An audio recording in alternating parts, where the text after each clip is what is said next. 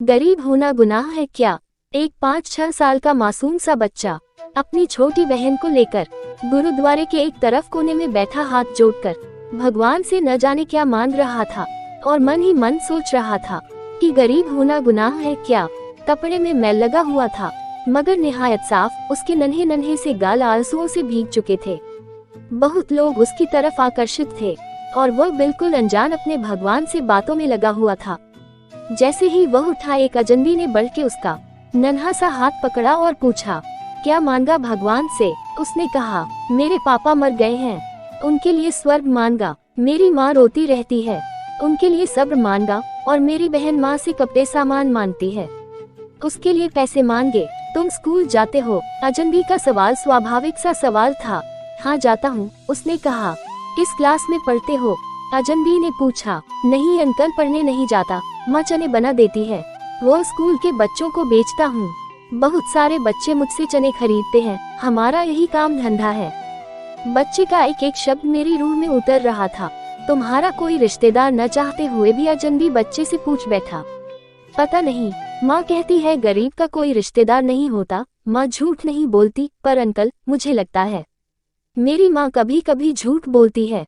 जब हम खाना खाते हैं हमें देखती रहती है। जब कहता हूँ माँ तुम भी खाओ तो कहती है मैंने खा लिया था, उस समय लगता है झूठ बोलती है। बेटा अगर तुम्हारे घर का खर्च मिल जाए तो पढ़ाई करोगे? बिल्कुल नहीं। क्यों? पढ़ाई करने वाले गरीबों से नफरत करते हैं। अंकल हमें किसी पढ़े हुए ने कभी नहीं पूछा, पास से गुजर जाते हैं। अजनबी हैरान भी था और शर्मिंदा भी। फिर उसने कहा, हर दिन इस गुरुद्वारे में आता हूँ, कभी किसी ने नहीं पूछा। यहाँ सब आने वाले मेरे पिताजी को जानते थे मगर हमें कोई नहीं जानता। बच्चा जोर जोर से रोने लगा। अंकल जब बाप मर जाता है तो सब अजनबी क्यों हो जाते हैं? उनके पास इसका कोई जवाब नहीं था, क्योंकि मुझे उस समय तक यह एहसास कराने वाला वह छोटा सा बालक था जिसने मुझे अंदर तक झकझोर दिया था। और मेरे मन में केवल एक ही प्रश्न बार बार उठ रहा था कि सच में गरीब होना गुनाह है क्या? आज एक मासूम ने मुझे जीवन का बहुत बड़ा सबक दे दिया था।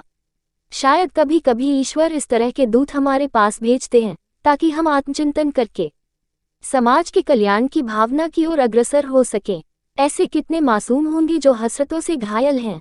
बस एक कोशिश कीजिए और अपने आसपास ऐसे जरूरतमंद यतीमों, बेसहाराओं को ढूंढिए और उनकी मदद कीजिए। मंदिर, गुरुद्वारे में सीमेंट या अन्न की बोरी देने से पहले अपने आसपास किसी गरीब को देख लेना, शायद उसको आटे की बोरी की ज्यादा जरूरत हो।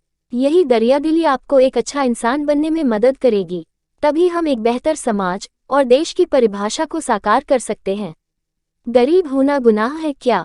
कहानी से शिक्षा। आपको यह वीडियो पसंद आए तो जरूर शेयर कीजिएगा। शायद इस पोस्ट को पढ़कर कोई देवता इंसान ऐसे लोगों की मदद करे जो ऐसे लोगों को जीवन की एक नई आशा दे। कहीं ऐसे बच्चों को अपना भगवान मिल जाए किसी रूप में। जरूर शेयर करें। निवेदन, स्वयं में व समाज में बदलाव लाने के प्रयास जारी रखें, तभी मेरी यह पोस्ट लिखना सार्थक समझूंगा।